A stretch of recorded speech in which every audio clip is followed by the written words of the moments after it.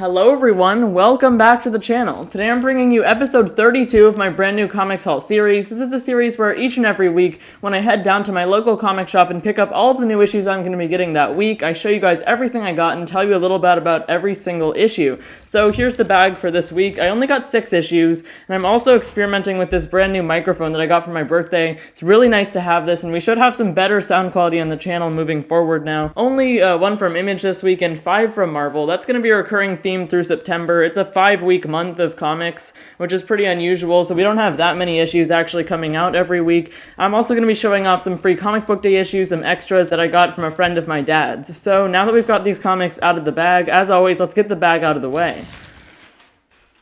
Alright, now that that's over with, let's get right into these brand new issues that I picked up today. So the first one that I've got here is The Amazing Spider-Man issue number 73, and I am going to be giving out my awards that I've been doing for these past couple weeks in this video. In this case, the award that I'm giving to this issue is my most anticipated issue of the week, is Amazing Spider-Man. That's not that much to say because there's only 6 issues this week, and honestly not that many big releases this week either, but this is the penultimate issue of Nick Spencer's run, and we're getting Kindred's identity in this issue. I've seen some other reviewers saying this is the issue, this is the big one, but we've seen Mephisto in the background of everything, with Sinister War just having wrapped up, Nick Spencer's huge, action-packed, comic with Kindred hiring all of these different villains, these teams of Sinister Sixes, to try to kill Spider-Man. But now that that's over, Peter's just taking the fight to Kindred. We'll find out what his identity really is. It turns out it's not Harry Osborn. Finally, all of this Kindred stuff coming to a close.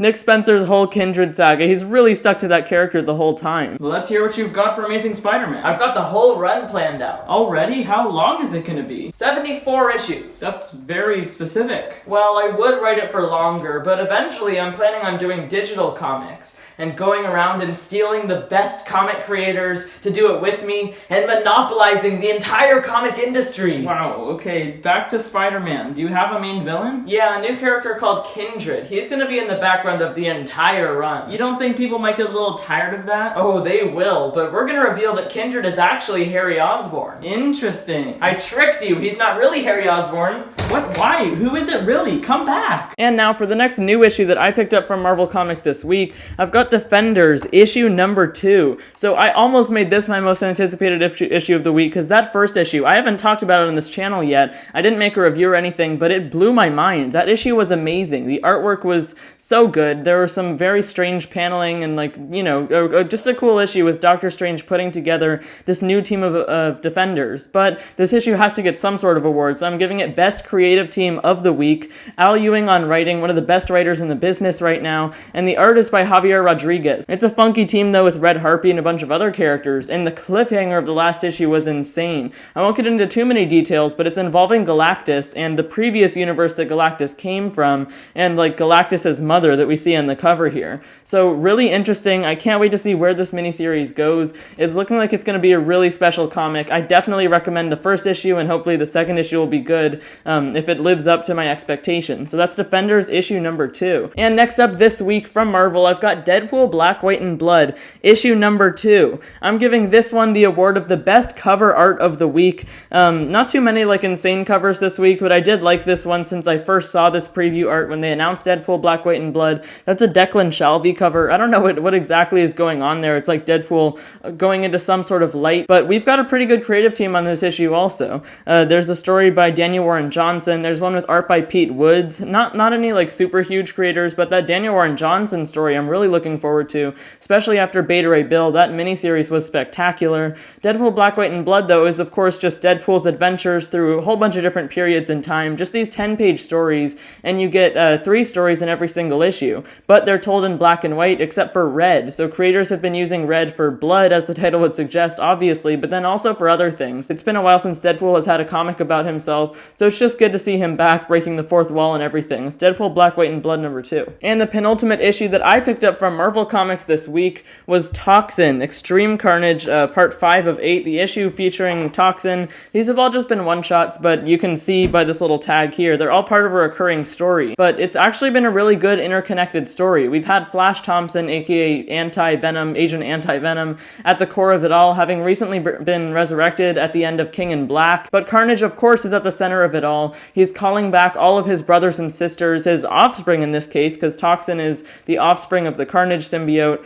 All of these symbiotes have had new hosts, though, and he's trying to bring them all together using the hive mind. We've seen like some weird mental scenes where there's characters trying to fight each other in the hive mind. So it's really bringing back a lot of the key elements of Donny Cates' run of Venom, but also building on it in interesting ways and reintroducing a whole bunch of the Life Foundation symbiotes with new hosts and also just some new characters in a really cool story. So I definitely recommend this. So far, I think probably if you're late into the game, I would just read the trade paperback whenever it comes out. Extreme Carnage Toxin, this one has art by Gerardo Sandoval, so I can't wait to read it. This is part 5 of 8 of the Extreme Carnage event. And for my final issue that I picked up from Marvel Comics this week, I've got X-Force, issue number 23. This is one of like 2 or 3 different X-Men titles that I'm still getting at this point. We have gotten the announcement of X Lives of Wolverine and X Deaths of Wolverine, written by Benjamin Percy, which seems like it's kind of ushering a second age for Krakoa, everything that they've built up since Jonathan Hickman started up on the X-Men franchise. But this one's supposed to have some important stuff in it. I've heard it's like kind of leading into what's next for Krakoa after Inferno. I'm not sure exactly who that character is,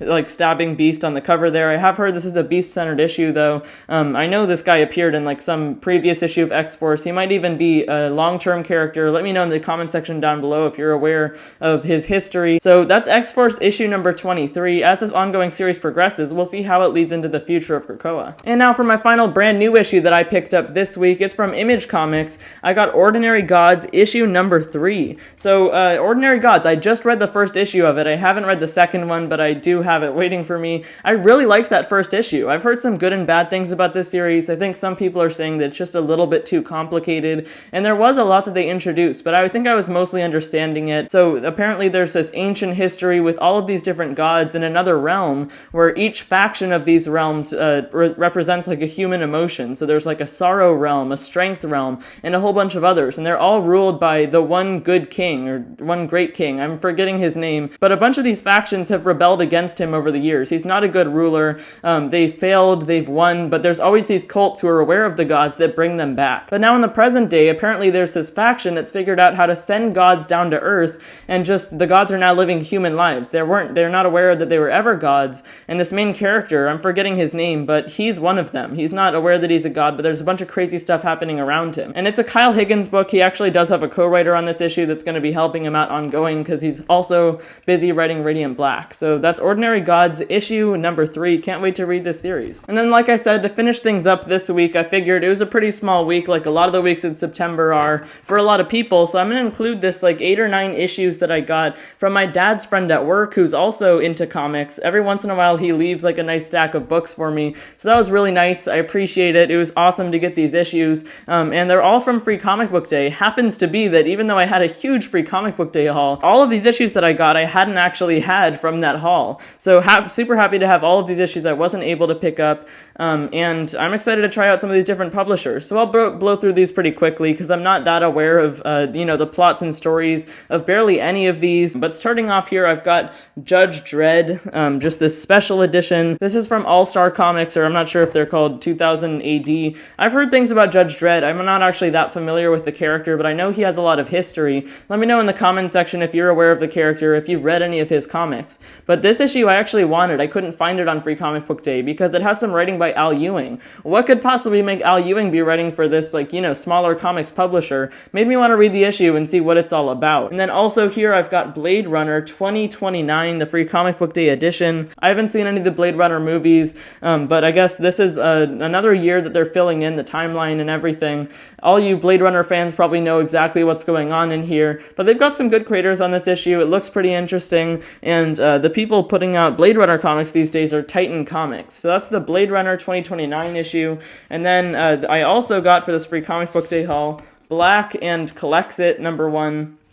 This is from Black Mask Studios. I don't know exactly what the deal is with this story, but it's like a black and white story. It looks pretty interesting. There's a couple stories in here, maybe. So Black Mask, I've never gotten anything from them, but there's that issue. And then I got this Vampire the Masquerade #1 from Vault Comics. I've heard some good things about Vault recently. They've been putting out that The Blue Flame series by Christopher Cantwell that's like a superhero comic that's supposed to be good. And, Vampire comics, you can't go wrong. I'm actually happy to have this issue. And then I've got just a few more here. This is a really nice stack of books. I've got Treese, this special free comic book day edition. I'm not sure exactly what company this is, but it says this is being adapted into some sort of Netflix series. I don't know if that's already out or if it's just being planned, so we'll see what this is about. It looks like it's some sort of anime style. And then we've got the Trailer Park Boys from Devil's Due Comics. Is this like a movie or a show or something? I actually don't know. I saw this on the stands when it came out. They did like some sort of huge one-shot, and this is probably just a preview of it. I don't know who the Trailer Park Boys are, though. If you're aware, let me know. I mean, it's probably some sort of show or movie or something based on this photo cover. It's supposed to be some sort of comedy thing, though. Then I got this little preview book